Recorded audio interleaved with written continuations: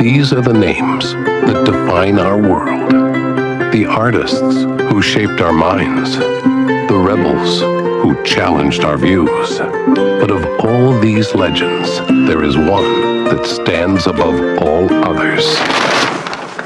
I'm sorry, did someone say my name? What's the secret? ML. The secret? I think you just gotta find something you love to do and then do it for the rest of your life. For me, it's Long stories, well told. Sharp little guy. He's one of the worst students we've got.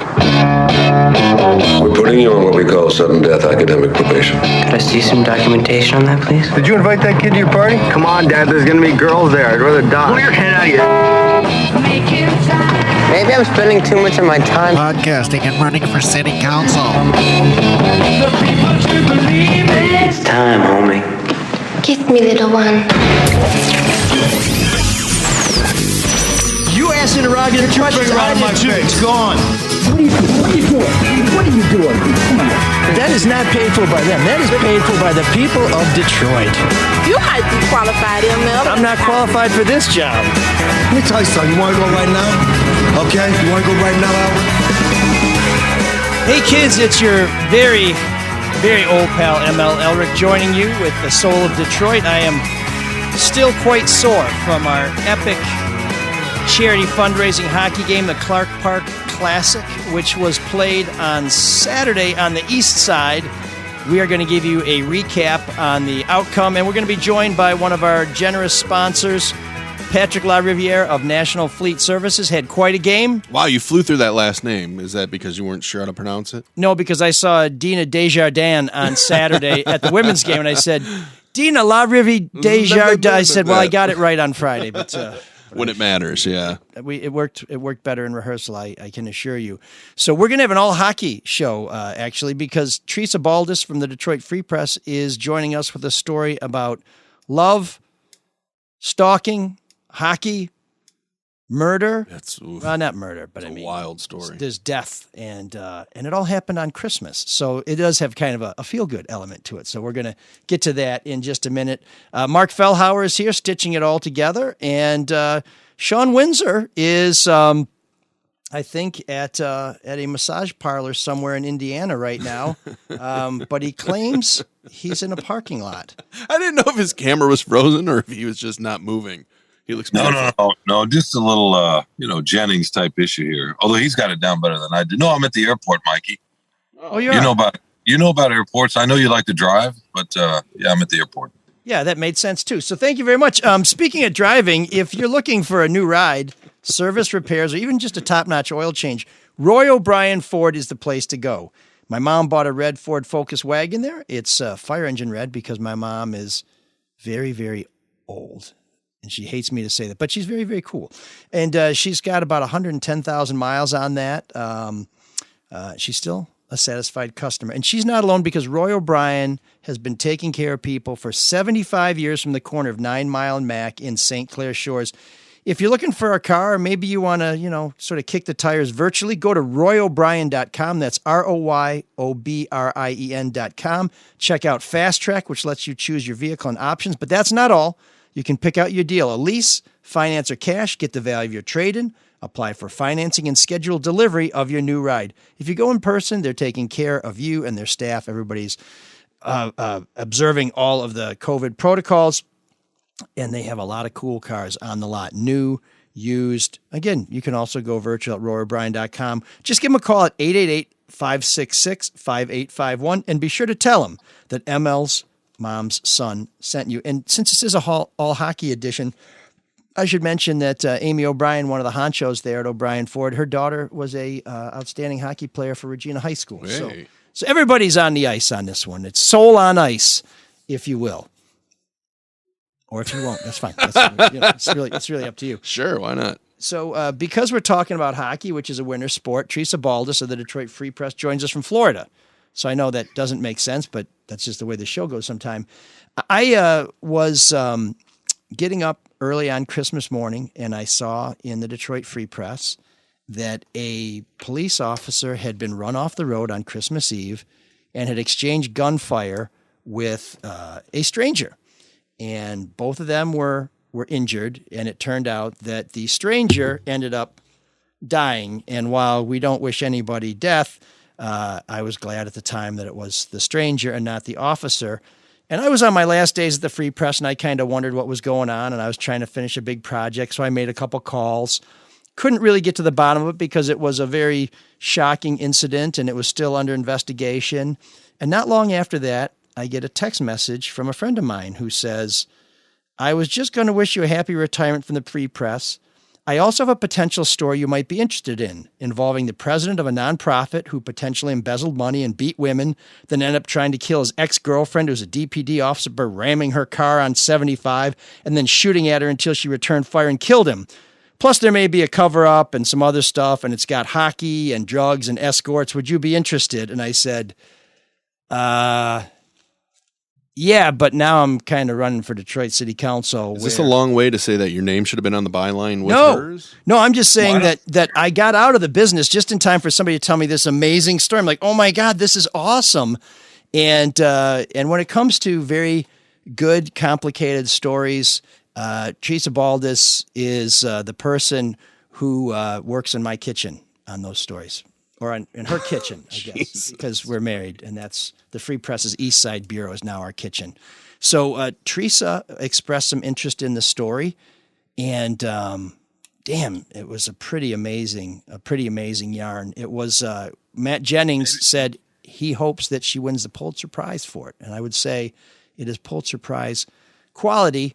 But I will let Teresa tell you a little bit more about it in her own inimitable idiom. Finally. Can we mute Sean's mic? Because Sean, I told Sean about the story too, and he said, "I gotta get to the vegan co-op to get my boys some tofu Slim Jims and some Cherry Garcia." And I said, "Okay." I knew that if I wrote it, you would want, you'd want to take credit for it, like you're doing with poor Teresa right here. Yeah, thank you, Sean. Next time just say, hey, Teresa's got a great story. Let's let her tell us about it instead of, I'm the badass here. I'm the one that found it. I was going out to run for city council, but still found time to go ahead and make sure this got into the Free Press. Nice hair. Oh, that's all you can say about it. That's all I got. Nice hair. Lady Jane's is sponsoring the show. Perhaps we can get you a coupon. They also do waxes. Teresa, thank you for joining us. Can I talk? Please. Can I talk now? Yes. Oh boy, can you talk? Can you shut up? That's the question. Okay. I don't know. I'm on vacation in Florida. I thought I'd come on and talk about a story I did. And well, thanks, anyway. Teresa. We'll include a link to your story on our website. Patrick. Sorry. Go ahead, Teresa. I thought you might tell the story instead of just kind of complaining. May I speak now? Do I have permission to talk? You usually don't ask for permission. Just do it like at home, except this time you won't be able to hit me. Okay. All right. So anyway, yes. So you can tell the story now. All right. The story. ML had this great tip from his hockey buddies. This would be a good time for you to tell us what happened with that story after Sean didn't do it. Okay. All right.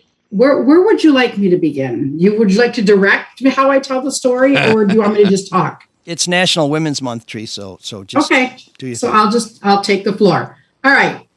No one's going to interrupt me now. No, I got this great tip about a police officer who was involved in an off-duty shooting on I-75, and involved that's all we knew. That's all that had been reported. So what I was able to find out through ML's hockey connections was that the guy who was shot and killed that night was the president and founder of the Michigan Warriors hockey program, which is a hockey program for disabled veterans. And I thought, okay, so that much I knew. But behind the story, even more, was a really terrifying and tragic tale of domestic abuse and who this couple was, how they ended up on the highway that night. The first thing that I learned, when I interviewed the woman, the off-duty police officer, she's 24 years old. She was a rookie. She was out of the police academy only 1 month. And she's driving home from a friend's house on Christmas Eve in Southwest Detroit. It's a little after midnight, and someone taps her from behind at a yield sign and flashes its light. She looks through the rearview window and sees a black pickup truck and thinks, yeah, no, I'm not pulling over. She continues to drive. It catches up to her and keeps tapping her and then ramming her. And she's speeding up. It's speeding up. It T-bones her sideways, pushes her airborne over an embankment. She goes flying on and lands on I-75. The pickup comes after her. She tries to accelerate. She's blown a tire. She can't get anywhere. In her mind, this whole time, she's thinking it was either someone she tried to put away in the last month or a carjacking gone wrong. She never suspected it was her ex because she had left him 10 months earlier and had a restraining order against him, and he'd never bothered her in 10 months, ever. So it never crossed her mind that it was him that night. So she gets down on I-75, and this car, the pickup truck, hits her a couple more times and pins her up against a construction wall. So on her passenger side is a wall. She can't open the door. On the driver's side is his pickup truck. She can't open that. Airbags in her face. And so she's scoots over in the passenger seat. She's got her knees in her chest, and she sees a shadowy figure approaching the windshield. She just grabs her gun and starts blasting. And so did the person on the outside. She fired 17 shots. She emptied her clip, or magazine. Sorry for you gun advocate, gun folks. Anyway, emptied the gun, and it was silence. And she didn't even bother to get out to check or anything. She rolls down the back window. She squeezes herself out over this barrier, runs up a hill, goes to a house in Southwest Detroit at like 12:30 in the morning, and is banging on a door and says, "Please." The guy's like, "Who is it?" And she said, "I'm a Detroit police officer. I've just been shot. Please call 911." Now, I remember when the story happened, it was a big story of an off-duty officer shot somebody, and it kind of just disappeared maybe because of the holidays. Would it have come to light if it wasn't for social media? Because people were praising this guy, and his name is Joshua. How do you pronounce it? Krzyzewski? Krzyzewski, right. And her name is Jacqueline Jones. And, Joshua had done a lot of stuff, charity hockey, and so people were kind of eulogizing him. But her family was not too happy with the eulogies. Is that correct? That is how it happened. Just let me jump back here real quick. So she goes to the hospital. She doesn't find out until 2.5 hours later when an attorney for the Police Office Association comes in and tells her, "Listen, we've got something to tell you. The man who tried to kill you tonight was your daughter's father." And she was completely blown away. She didn't think it was Josh. In fact, she even asked if she could go be with him because he had coded 3 times. And she didn't want him to die alone. I was really amazed by that she wanted to spend time with him. I mean, I know he's the father of the daughter, but he really did, quite frankly, terrorize her when they were together. He not only terrorized her the night, when the police found his body, by the way, she got him with 1 gunshot to the head. Wow. Yeah, that's what he died of. And anyway, he also had with him handcuffs, a rope, and a window breaker, and his loaded gun. I mean, there's no telling what he may have done to her, what he had in mind, when he pulled her over that night. But yeah, so after he died, the Michigan Hockey Warriors, they'd had 2 suicides that year on their team. And all they heard, like everybody else, hey, Josh died last night on the highway in a shootout. Or they didn't even know it was a shooting. They just heard Josh died. So some people automatically assumed it was a suicide. And then before they could do anything, people were praising him. He's a great guy. He's this and that. He was a hero. He helped us. And you're right. Social media, the girl's father went ballistic, and she's like, "Take that crap down. He's not a hero. He beat my daughter for 3 years. He tried to kill her in the end." And that's sort of how this story did come to light. So social media helped a lot. I mean, in the end, I ended up interviewing, her. I interviewed her father. I interviewed Josh's mother. I interviewed Josh's sister. And pieced it all together. But so, one of the things I want to say about this story Teresa did. She is, by the way, the defending Michigan Journalist of the Year. I don't know if you can do a two-peat or not, but I think we're going to find out this week who the 2021 Michigan Journalist of the Year will be. But this is a story that, in a way, is pretty simple. Psycho bastard tries to kill ex-girlfriend. Bang, done. We see that story all the time. But what Teresa did was she dove a lot deeper. And what she understood and what her storytelling did was help provide some context to this guy's journey, because he was not born a psychopath. When he was in high school, before he went into the military, he was a beloved brother and son, and I think uncle maybe, but he was someone that was a very good soul, who it seems when he was overseas saw some pretty terrible things that may have affected him. And he came back home, and like a lot of guys, he turned to sports to try and as a form of therapy, and it seemed to help him, but he still had these demons. And so Teresa was able to persuade his family to open up about the Josh that they knew. And the story they told, I think, helped provide a more detailed and more nuanced portrait of this guy. At the same time, he did do some pretty horrible things, and that story was told too. And one of the things that I was so impressed by this story was that if you were a member of either family, I think you recognized the people in this story. They were people you knew, and people understood that some things had gone horribly wrong, that lives were lost, hearts were broken. And this story, like all great stories, provides a balanced story with some subtlety. And that's something that as these kids grow up, because Josh had a son from his first marriage and was seen as a very doting father.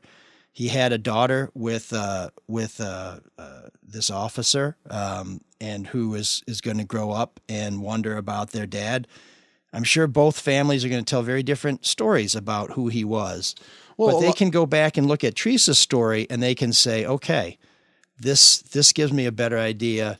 But you exactly who he was. You bring up a really interesting point, because a lot of people don't like nuance. I mean, how was that received, Teresa? Were people mad that you painted him as this troubled guy because they just saw him as this horrific, abuser? They did.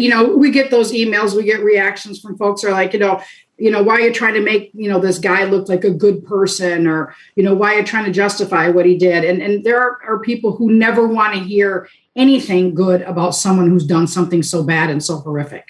But, again, this was a tragedy for two families.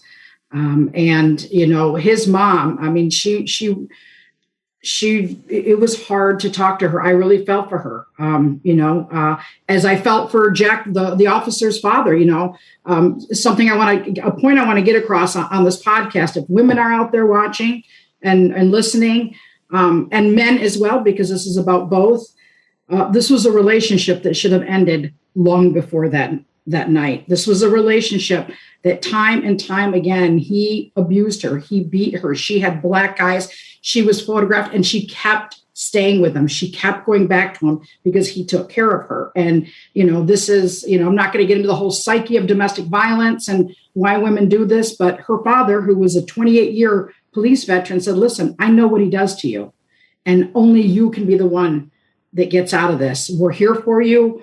He took her to the police station when he beat her on a Valentine's Day. And this was after he went on Darren McCarty's podcast. He's on Darren McCarty's podcast when he's talking about what a changed man he is, how hockey's helped him, and how he battles his demons. And then he went home the next day and beat her up.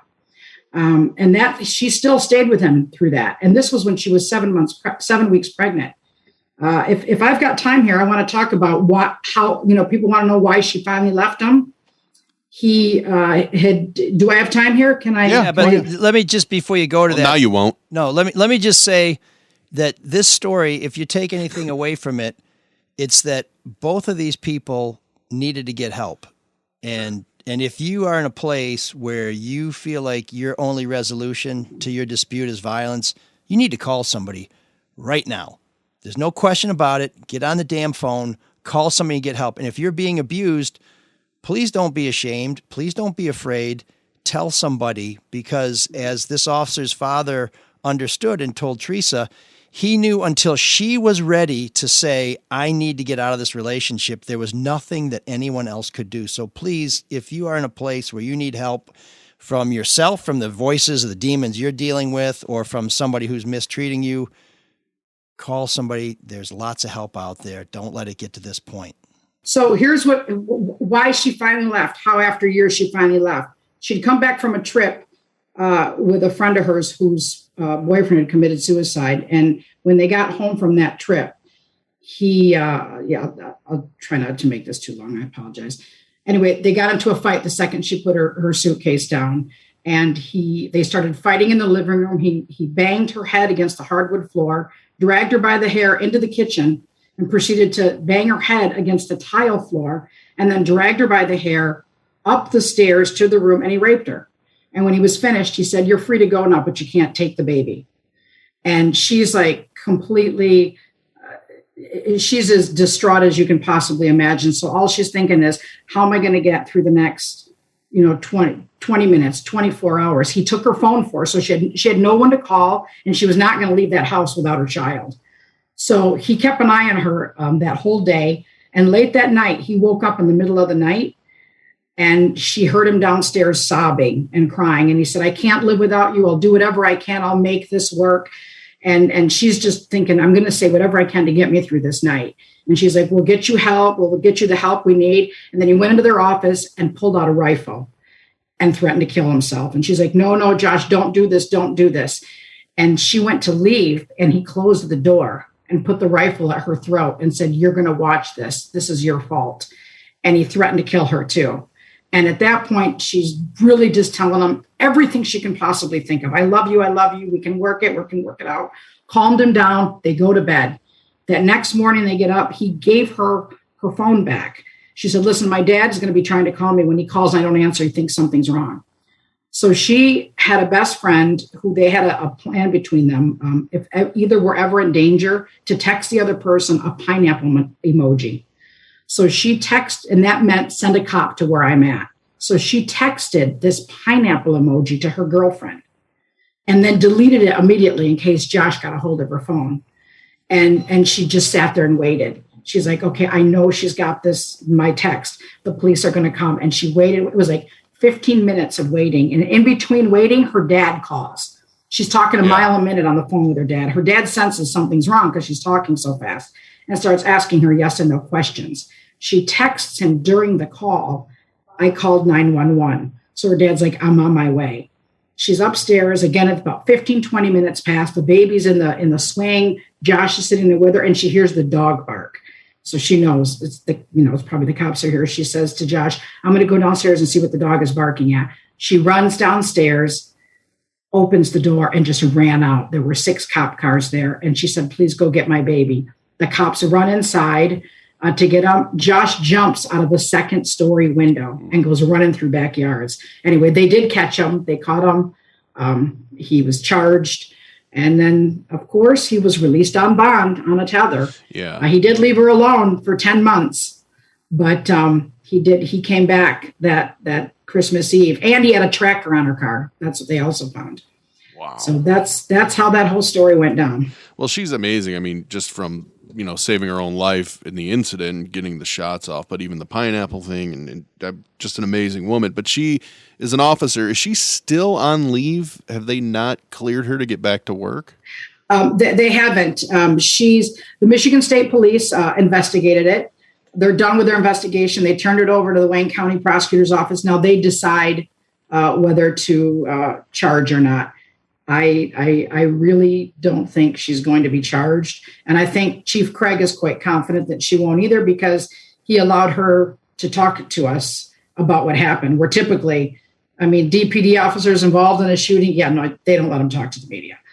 And so the story itself is so horrific. I can't imagine that she's going to be charged. A decision should be coming out any day now. So you can get that full story at freep.com. We'll put a link to that story on our website. I got to tell you, if you want to read it, you're going to have to pay for it. But this is the kind of journalism that's worth paying for. This is the kind of journalism that takes time. And this is the reason why we still need people doing stories that bring depth and context and explain some pretty amazing stories. The fact that Michigan State Police have turned something over to the Wayne County Prosecutor doesn't mean that they've requested charges. It just means they've turned their findings over, and their findings may be, we recommend no charges, in which case the prosecutor will make her own decision. But Teresa, thanks for doing that story. Thanks for all the time. And now could you please get your notes off our kitchen table? Because I would like to have some cereal. I'm going to go enjoy the sun in Florida, guys. Everybody stay safe. Thanks, Teresa. Great story. Thank you. Glad Mike finally let you tell it. Thank you, Sean. Go green. Have fun, Sean. Stay safe. Go green where? Yeah. Wow. No, it's an incredible story. And it just sucks for everybody involved in it, too. It's awful.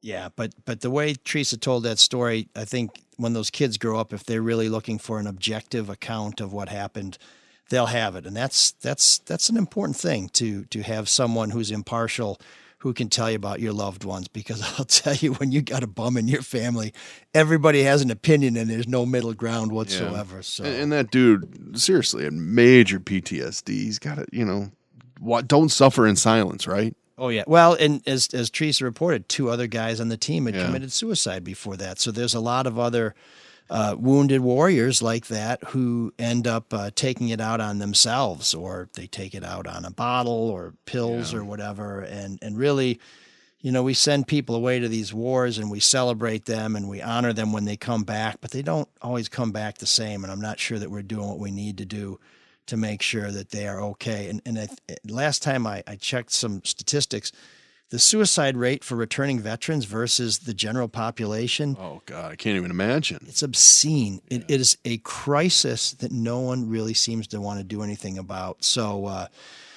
anyways, a lot of things to take away from that story. Read it. It's, if you don't care about the broader social implications, that's fine. It's just an amazing tale. So look at it from that perspective. Well, we want to go from the tragic to the triumphant, and joining us to do that is Patrick LaRiviere of National Fleet Services, who was the presenting sponsor of this year's Clark Park Classic charity hockey game. We played on the east side this year at a rink where I've done some coaching, and with an association that has helped a lot of kids on the east side. The East Side Youth Sports Foundation was kind enough to make ice available to us at the Esch, which is the East Side Hockey Ice Arena. We will be making some ice available for them next year in Southwest Detroit. But the reason we were able to do this game is because there were so many generous people who want to support the children of Detroit. People like my man, Mike Ratai, who's played in the game. He's a co-founder and who's done an amazing job fundraiser. And some people who are new to the game, like National Fleet Services, who were very generous sponsors, came up with some really sweet uniforms for us, and I think also provided the top scoring line in the game. You are bearing the lead. Did you win or not? The children won, Mark. What a wuss! It was the children, but no, I never met Patrick and Frank before. We're evaluating the squads. So Costa Papista, who runs the Flint City Bucks and is a former junior hockey player, great guy. We're trying to evaluate the teams. We use a 3-point scale. One is you played juniors or D1 hockey, or you were paid to play hockey at some point. 2, another guest he won't let speak. This is fabulous. Yes, and thanks for expediting the process, Sean, by weighing in with your verbal ejaculations. And then 2 is you were either a high school hotshot or you played travel, or 3. So you lost. You basically suck like me. So you lost. I asked Patrick, I said, where are you and Frank? He's like, we're probably maybe a 2. I'm like, okay, well, we weight the squads. First shift, Patrick and Frank are tearing up the ice. Patrick buries one. Oh, so that's your excuse to why you lost. No, we won. Patrick was on my team. On the good team. Yeah. Okay. These guys were rocking. They were smoking it. Patrick, take it away. Yeah, I was a little worried when you sent that email out, and I see, guys that were paid to play or D1 college guys. Because I haven't skated, really in a league or anything in years. And that rink, it's so funny. I grew up playing there at GPCR, called GPCR. It used to have, they did a great job renovating it. I'm not sure when, but I remember we used to be able to take a tennis ball down at one side of the rink, put it on the blue line, and it would just start rolling because there was an angle to the ice, and those corners would always flood, and it was a mess. But no, it was great meeting you, ML, and like you said, the jerseys look great. Thanks for the support with that. We had a lot of fun out there. I didn't know what to expect. I haven't really been involved in it. Our president, Tim LaRiviere, put all this together. And as far as the donations go and getting the jerseys and everything rolling. And we had a ball. But first shift, we buried them. And we had a pretty good lead there for a while. What was the final? We got a little lazy. What was the final score? I think 8-7, maybe. It was 9-7. And how many goals did you score, Patrick? I had 2. I think my buddy Frank had 4. Okay, so ML, did he contribute anything? I brought the beer. He was there. I mean on the ice. He was the rah-rah. He was, It all adds to one, you know? Yeah, everyone has a role. I'm what they so I was the captain, so there it is. Oh, there's his jersey. He's got that is a sharp jersey. So these are not the jerseys that we wore. This is Rattai's jersey. Since he's not wearing it, I figured I'd put it on. But no, National Fleet Services came up with some really sweet jerseys. But no, I mean I made Patrick and Frank look good. That was my contribution. Yeah, just like you made Teresa's article look good. No, I'm just saying I got a tip. And it's just like, what's going on? And Teresa took it and she blew that story out, man. She did what good reporters do, is they hear what other people hear and then they turn it into an epic story. But we had a pretty good lead. We kind of sagged a little bit. And then in between the second and third periods, I come to the bench and we were thinking, do we want to do stop time where every time there's a whistle, we stop the clock? We want to do run time. And Patrick and Frank like, we got to do runtime. We got to do runtime. I said, the young guys don't get tired. So we start the third period, and then they skate a 3-minute shift. These guys were not tired at all. Exactly. They were not tired. They were sandbagging even with their own team. I couldn't believe it, man. And we held on 9-7, and I almost scored in the last few seconds by like banking it off the goalie's skate or something. It didn't happen. Almost. No. One of my two went off the skate. So, take them any way you can get them, right? Oh yeah. No, on the scoreboard, they're all bar down. You know, they look great on the score sheet, but yeah, you guys were ripping it up. It was a lot of fun. We had a lot of energy. It was a very up-tempo game. And what the Eastside Youth Sports Foundation has done with that rink, people who are older than you talk about the hump in the middle of the rink. Now, I remember when I was coaching, there's like a 4-inch drop off by the Zamboni gate where I thought every kid was going to break an ankle. But that ice, it was great. It was really hard. It was really fast, and they maintained it really well, particularly for pretty late in March. I was really happy with the conditions there. No, it was good. It was really good. So Patrick and Frank, they're going to continue their dryland training. We're hoping they'll be back next year. But yes, we defended the trophy. You'll be able to find some pictures of the game. We'll put those up on social media. And I think this year, in large part thanks to sponsors like National Fleet Services, Green for Life, and some other donors and people like you who donated on our Patronicity site. That's patronicity.com. You can still make a contribution. The donor portal is open for another few days. We are going to raise about $50,000 for Detroit kids, which is pretty good. So Patrick, thanks for everything you guys did. We hope you'll be back next year. And in the meantime, if that's what you do when you're rusty, I don't want to see what you're doing when you're bright and shiny because the other guys don't stand a chance. Yeah, I appreciate it. Yeah, it was a lot of fun. Good meeting you. Thanks for having us on here. It was our pleasure. So having pimped the game, it's time for us to say a few good words about another generous benefactor of wonderful things. All guests appearing on ML Sola Detroit receive a 12-pack of Altus Lager. Oh, he loves beer. I gratefully accept that 12-pack on behalf of Teresa Baldus, and I'll try and get a 12-pack to Patrick, although we did have a lot of Altus at the rink that was drank and appreciated. We also had some wonderful meals provided by Chef Dave and Chef Julie of the Butchery. They set us up with 60 individually packaged hot gourmet meals. That was fantastic.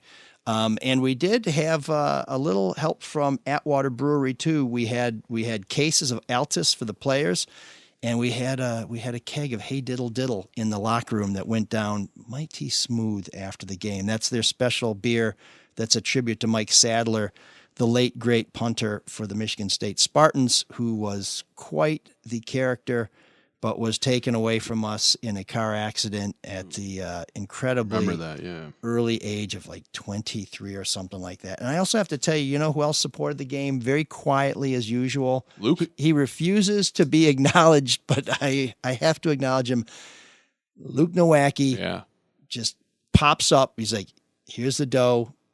Do something good with it. I mean, so Luke he's got the money because he's an investor. And he can help you guys invest, too. Call Luke at Pinnacle Wealth, 248-663-4748. He'll give you rational financial advice so you can throw money around and donate and support things like Luke does, right?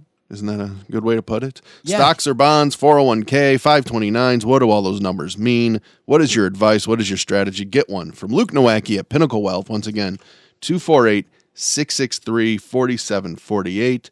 And is it pinnaclewealthmanagement.com? I think that's what it is. We got a link to his website on our website. If you go to mlsoulofdetroit.com, you will find a link to Luke and all of our generous sponsors there. Please click, call, and make sure you let them know that the Soul of Detroit sent you their way. Because Luke will make it... It's all with Luke. It's always all about you, sweetheart. Securities and investment advisory services offered through Royal Alliance Associates Inc. Member FINRA SIPC. Royal Alliance Associates Inc. is separately owned, and other entities and or marketing names, products, or services referenced here are independent of Royal Alliance Associates Inc. Oh man, the geeks have inherited the earth. Did I do that? What a dork. Does him wanting to play with us again mean that he's turning into a geek, or we're turning into cool guys? So it's National Women's History Month, and the NCAA decided to celebrate this special occasion by reminding us why we've set a month aside to review and reflect upon the history of how America has treated women. They are sometimes called the fairer sex, but they are far too often treated unfairly. And once again, the NCAA, wow, I don't know what the hell those guys are doing other than taking a lot of money. Well, they also provided workout facilities for the teams at the March Madness tournament, except the difference is it turns out the workout facilities for the women, like a couple of yoga mats, maybe a few free weights, and like half a bottle of Evian.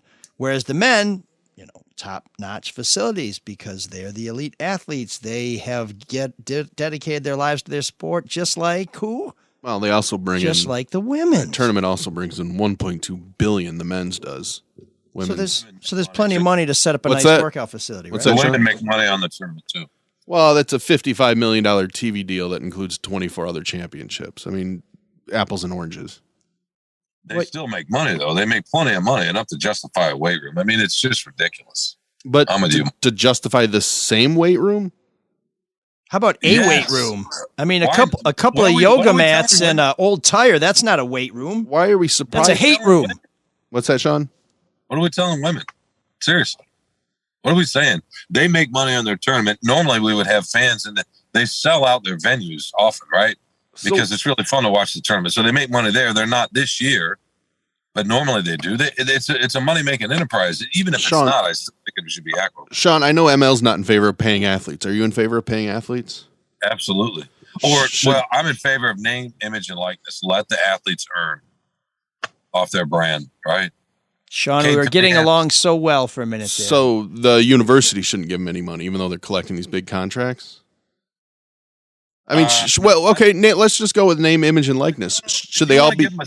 If you want to give them a set amount of money, right, then I got no problem with that. If the money's there, you can get them a set amount of money, and then they can individually earn off the name, image, and likeness beyond that. Like if Cade Cunningham, who's going to be the number one pick in the draft, plays for Oklahoma State, if he wants to sign $1 million contract with Nike while he's playing at Oklahoma State, he should be able to.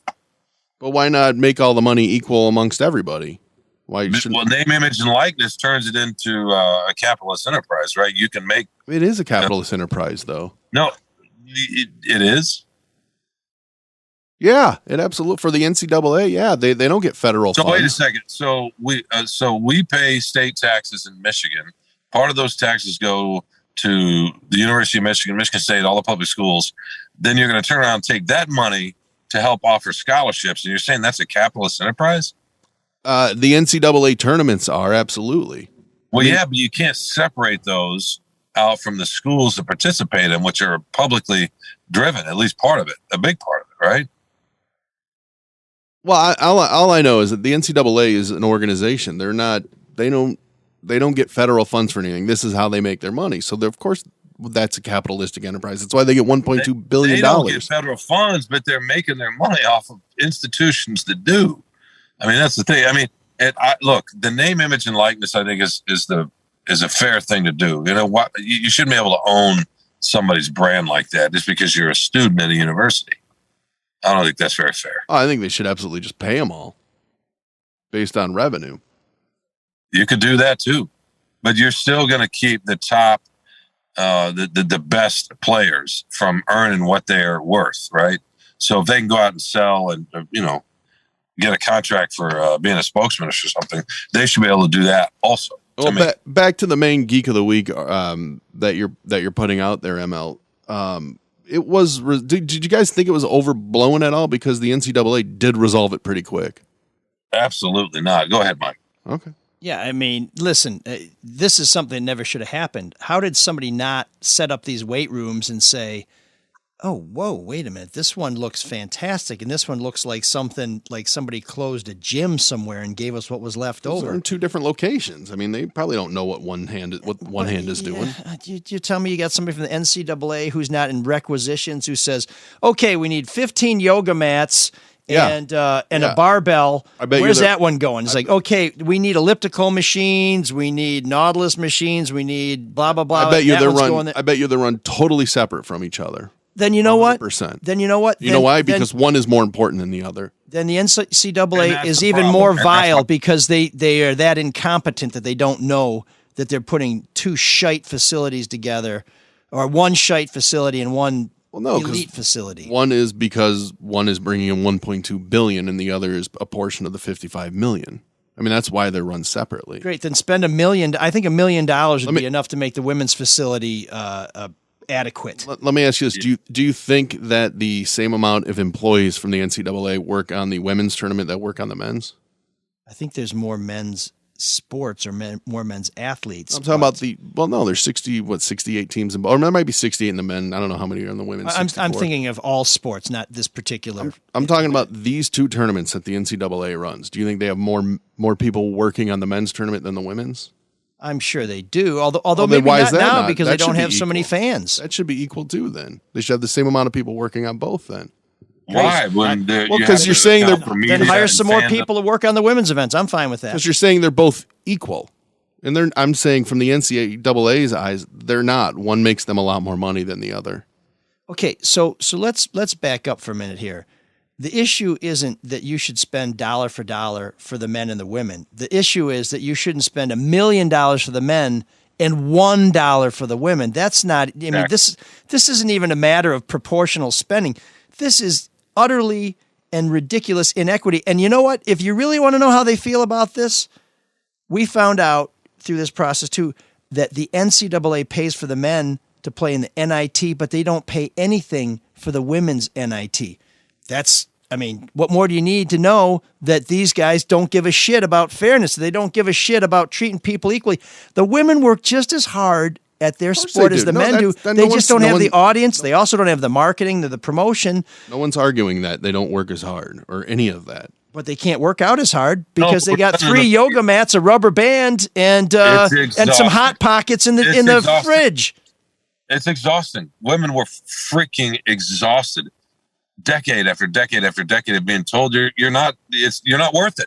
That's what this was about. That's why the reaction was the way it was. That's why the NCAA reacted so quickly, because they understand what we're telling women and girls. You're not worth it. That's what that said. And that's why that reaction was that way. And it was ridiculous. And I don't blame women for being exhausted by it. Absolutely exhausted by it. Well, and here's how the Division I sports seem to treat women. If you're a cheerleader, we'll treat you great. If you're a piece of meat, we'll elevate you. We'll make you a superstar. If you're an athlete, good luck. Thanks for playing, girls. I mean, that's just messed up, man. So, one weight rack. It was one weight rack, with some free weights on it, right?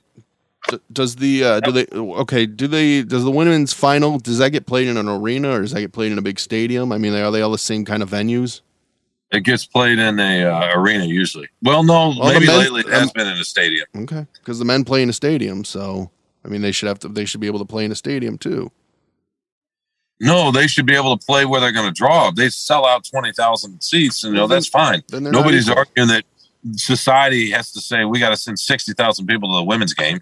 Right, but the NCAA can do something about the weight room. You can't have one free weight there.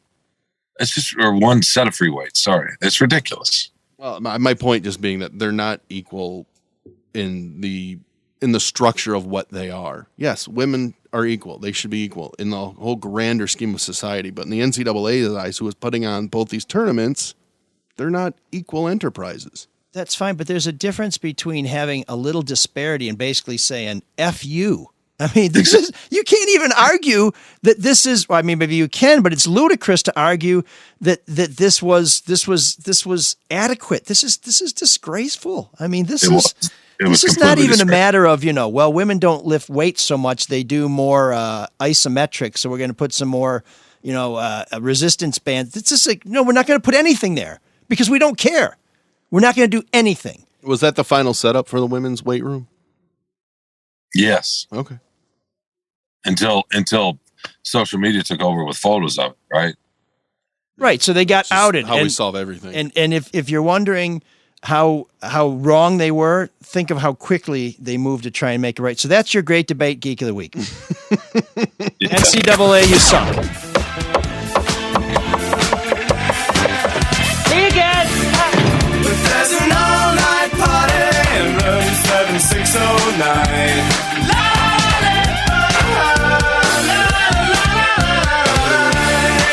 And you can dance together all night if you've got the time.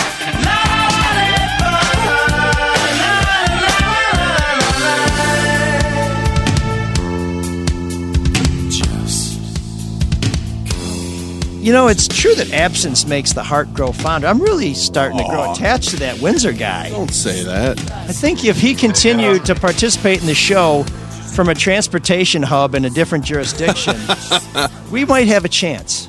Can I just stop you right there for a second? Unfortunately, as much as I love the love, I do need to go catch a flight. Oh, man. All right. Not to Detroit.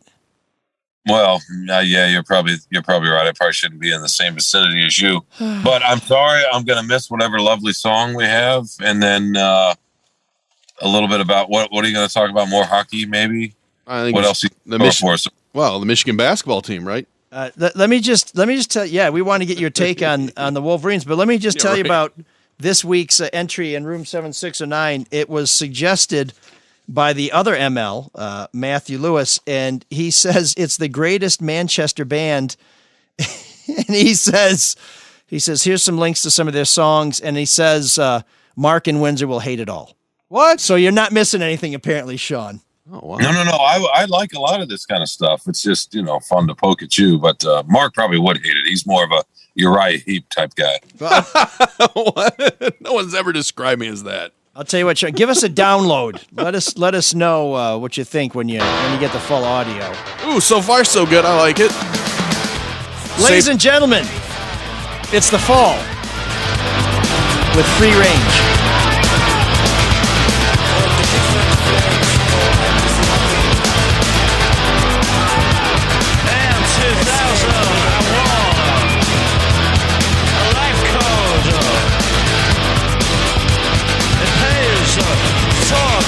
To no war. No war.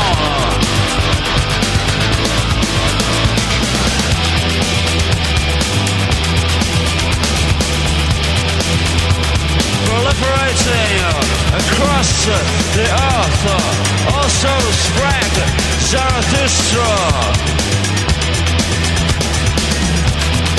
Faction Europa.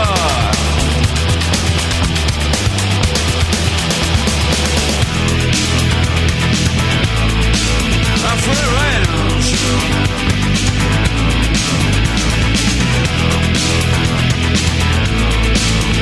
Free range.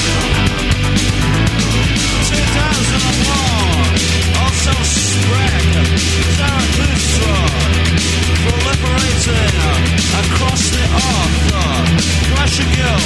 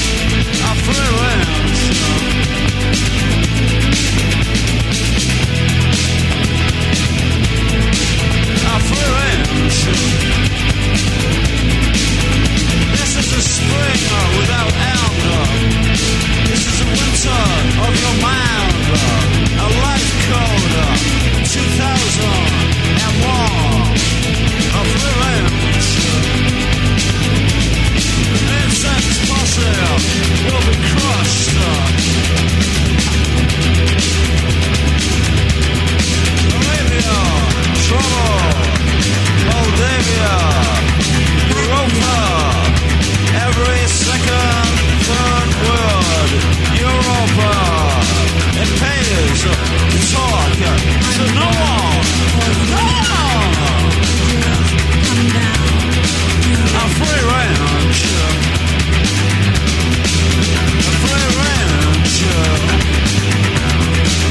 I'm free range. I'm free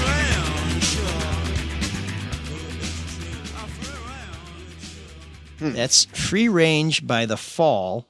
Sort of a kind of, punky, post-punk, borderline-y new wave act that was formed in Manchester in 1976. Now, Matt claims they are the greatest band from Manchester. And Fighting words for you. Yeah, I don't know if I'm quite there, but Mark, what did you think? Well, I liked it. That it sounded like so many different things. At first, it sounded like Suicidal Blonde to me, but then it sounded a little grungier. And then I found out that it was recorded in '92. I don't know. I like it. It was a good song. So I've never heard of this band. They've had so much turnover in the band, and they've put out like 32 albums that each album has, or I should say that maybe there's clusters of albums, has a different feel to a different sound.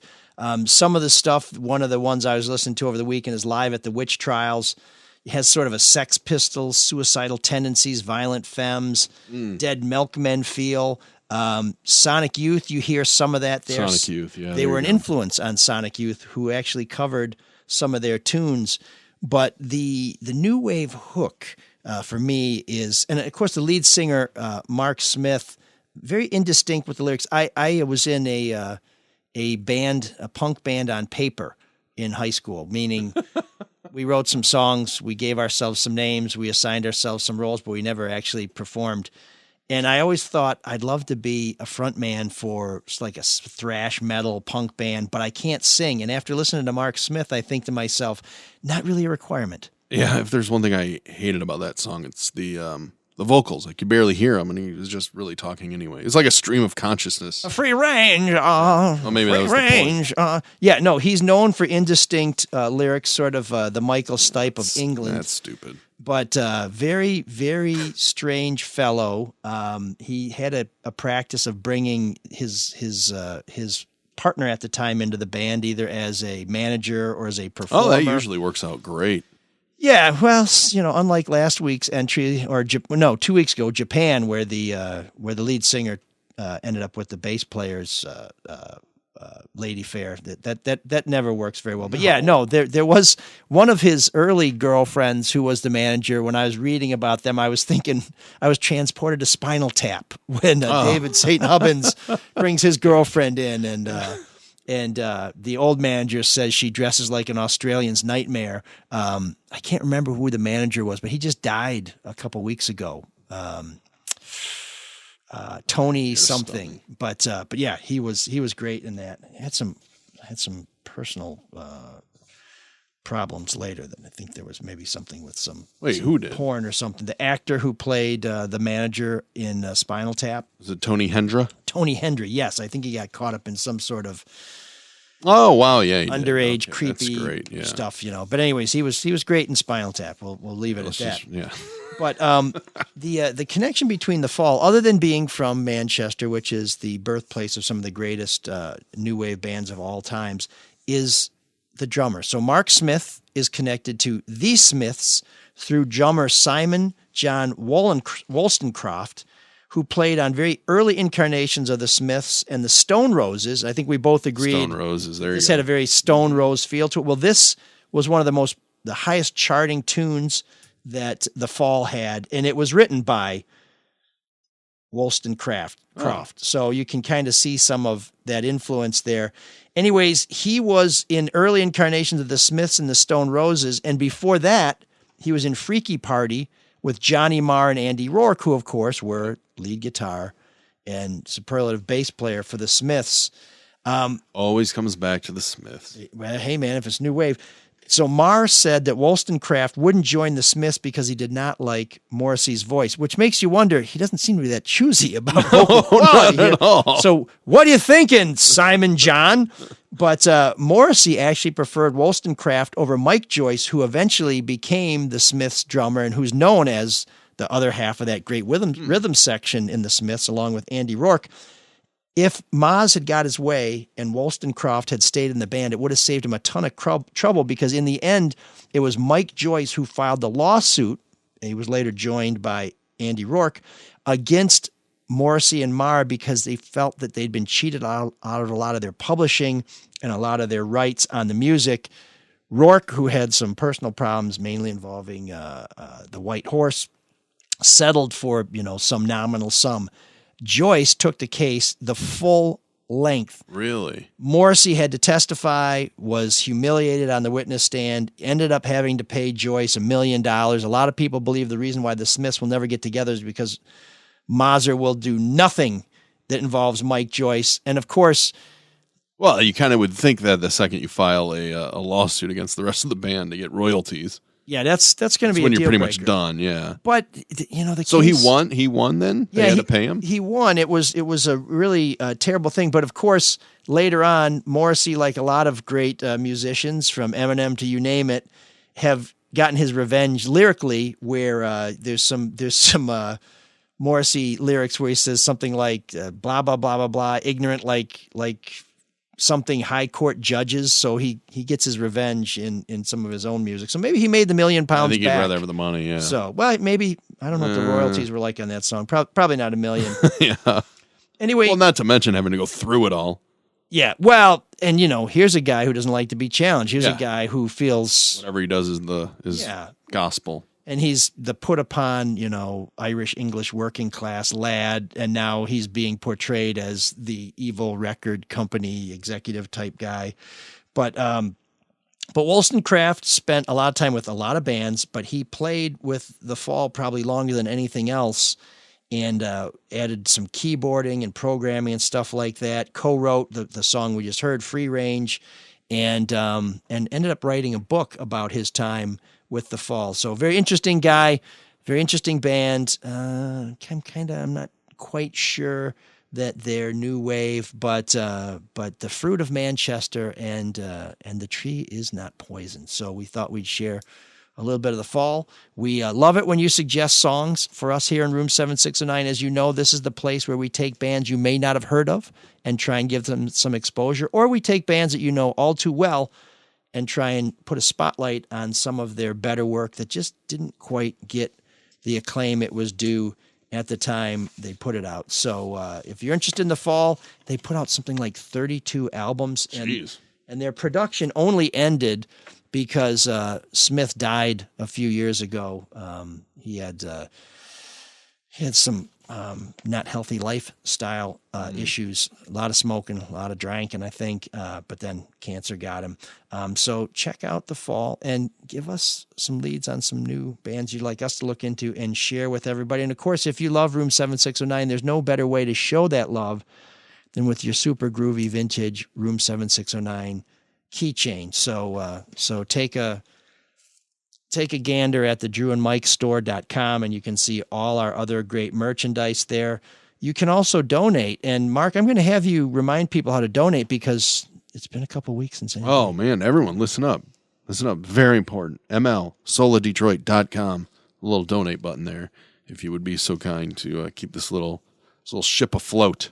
Yeah, it's this ship of fools headed toward the harbor. But and like you said, you can buy all the merch on drewandmikestore.com.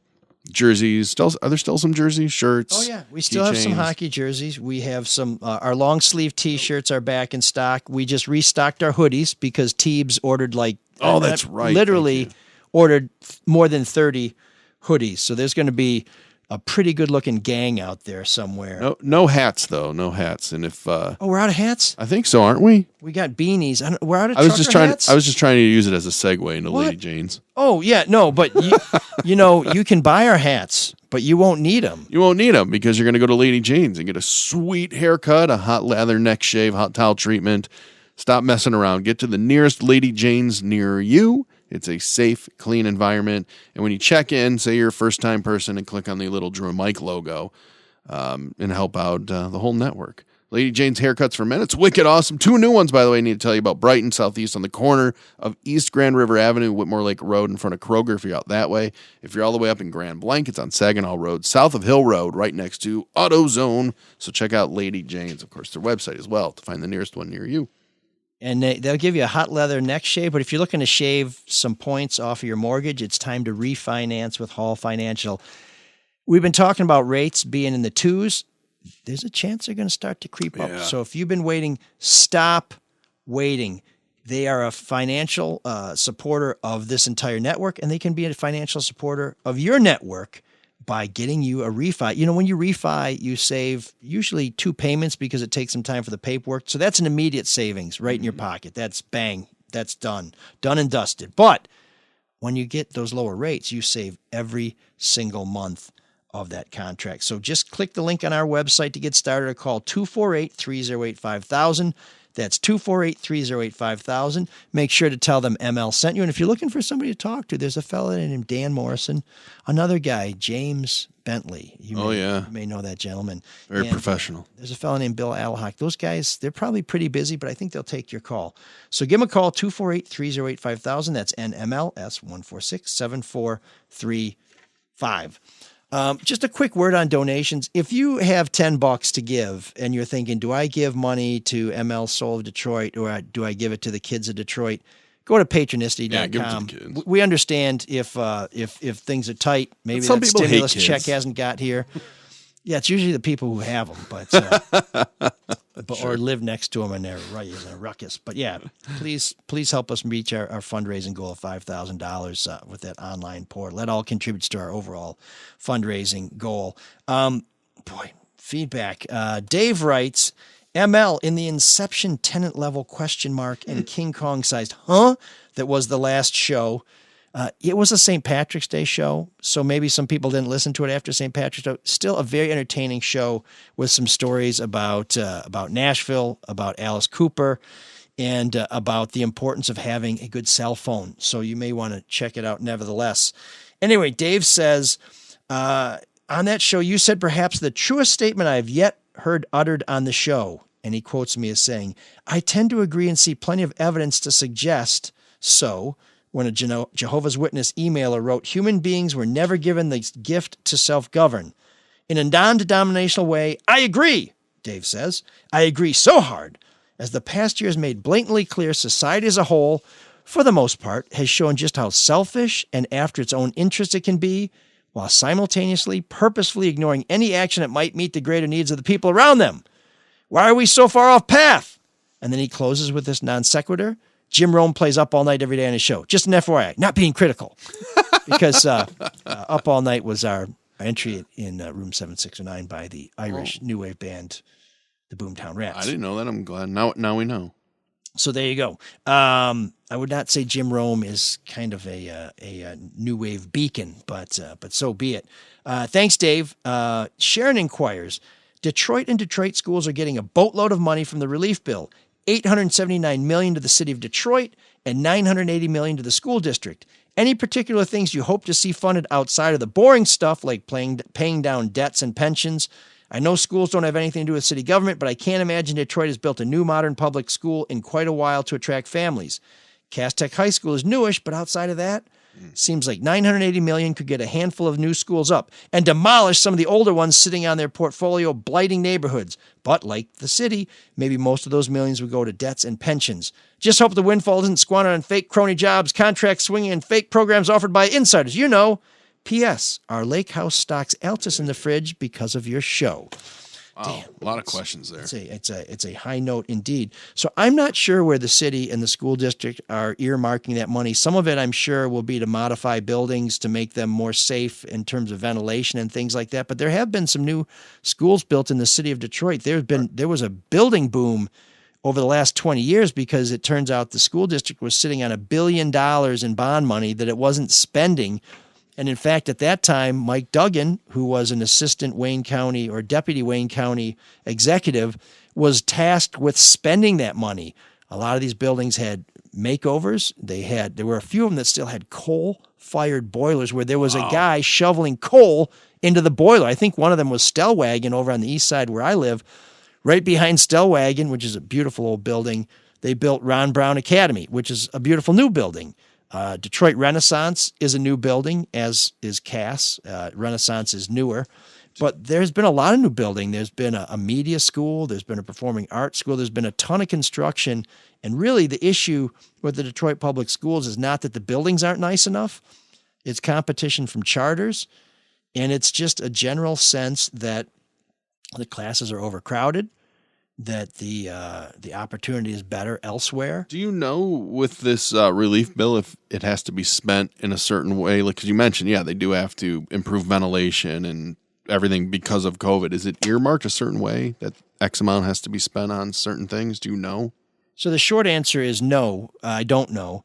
But typically when money is given to governments underneath the government that gave the money, there are things that you have to do to get the money, like spend a certain amount, like maybe you spend $10 to get $90, so there'll be a match, or you have to spend it within a certain parameters on certain purposes, or you have to spend it within a certain time frame, like you have $10 million to spend on demo, and if you don't spend it by the end of the year, you have to give back whatever money's left. Gotcha. And I know the city has had a little bit of trouble with that, where they tried to accelerate some programs so that they didn't lose the money that was on the table, and may have gotten themselves in a little bit of a kerfuffle there. But I suspect some of this school money will be for improving the environmental situation inside the building. But yeah, there are a ton of new school buildings in Detroit. But as Sharon also touches upon, there are a ton of gorgeous old school buildings. Detroit was one of the most bustling cities in the country in the 1920s.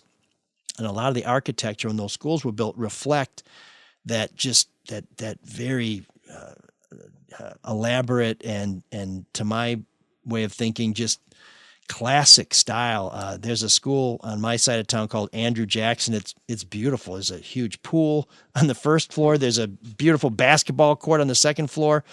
And it's just, for years it was open to trespass. And I don't know if anybody can ever restore it, but some of these buildings have been sold for projects and they've been repurposed. Some of them have been knocked down.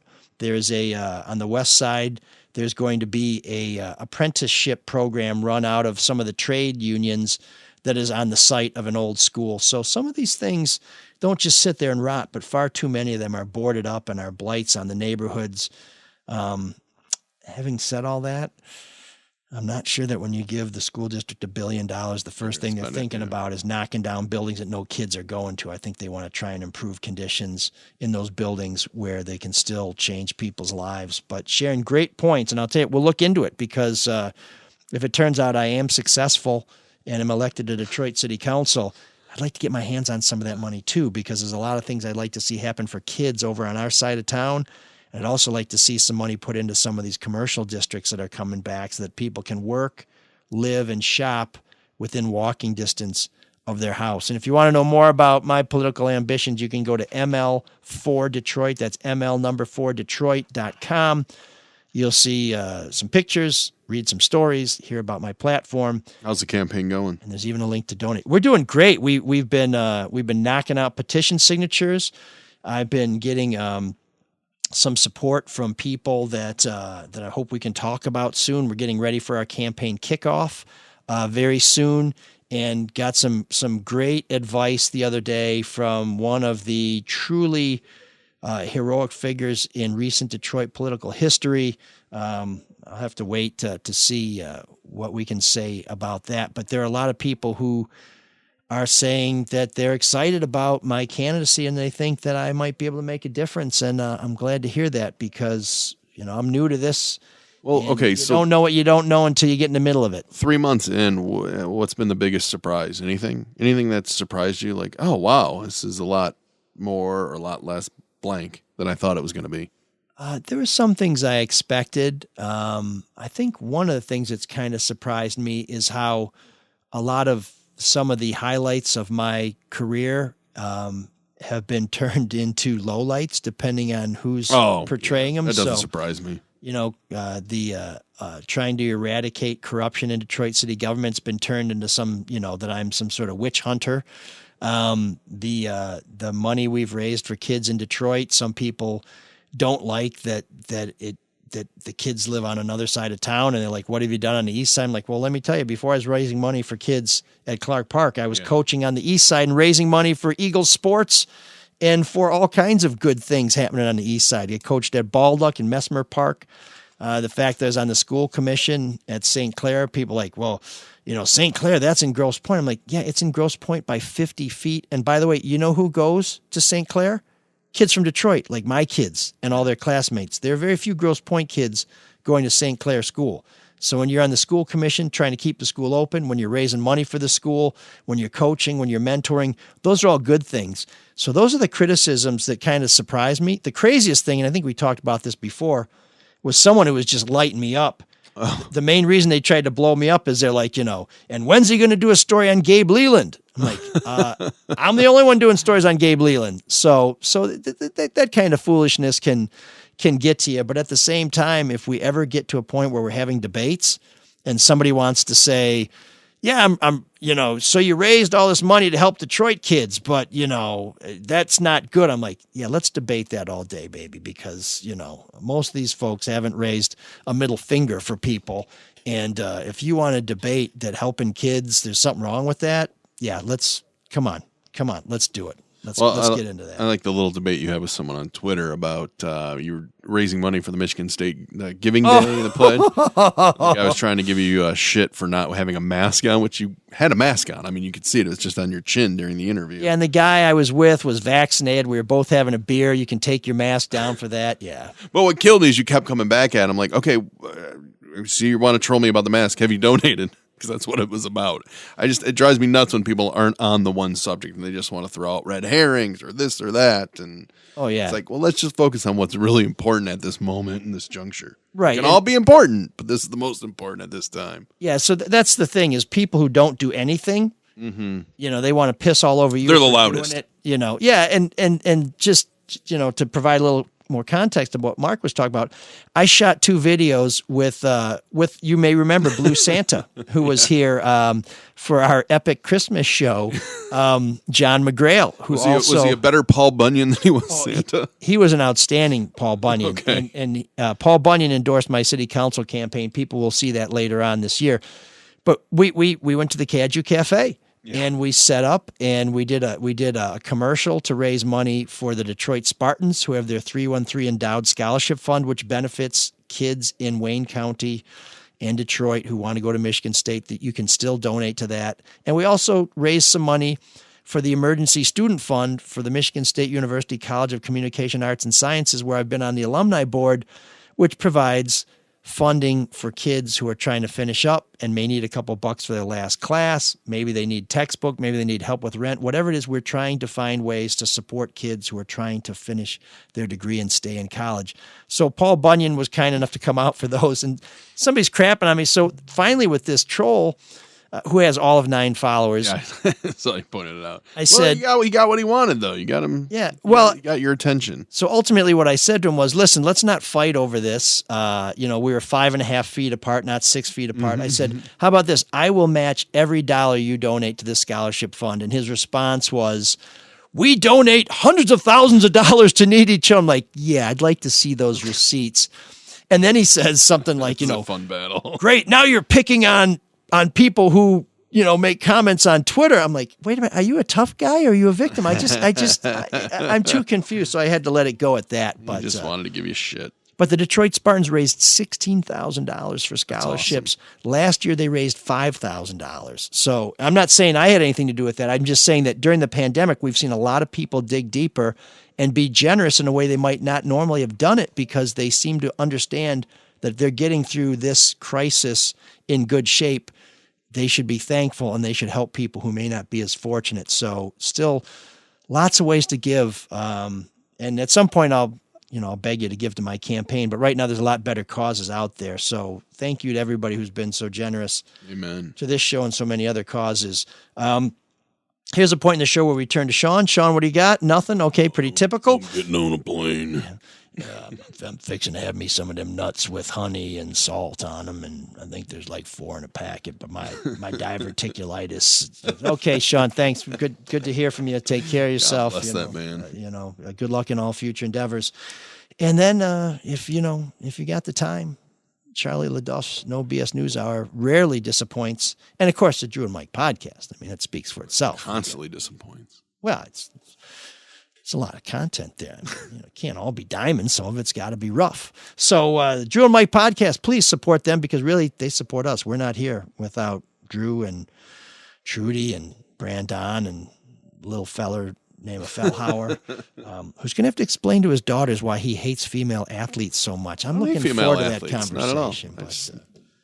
But that's, and when they start arguing back with him, Mark is going to turn and he's going to say to himself, I wish I could just say, Cyrus, take us out. Can you dig that? Can you dig it? Can you dig it? I want you to meet a friend of mine. Sean Windsor. Hi. Who's this guy? Has it ever crossed your mind that you're far too young for me? I like your nurse's uniform, guy. These are OR scrubs. Oh, are they? I don't know what you see in her. I don't think she's right for you. What's that supposed to be?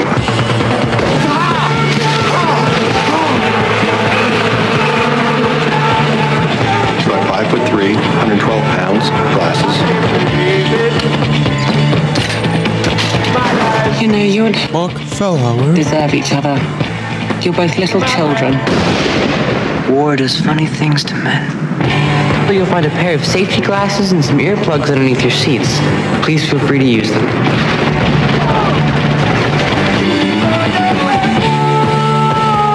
What do you think of ML's his latest opus? It's good, but let's hope it's got a happy ending. The Soul of Detroit. Thank you very much.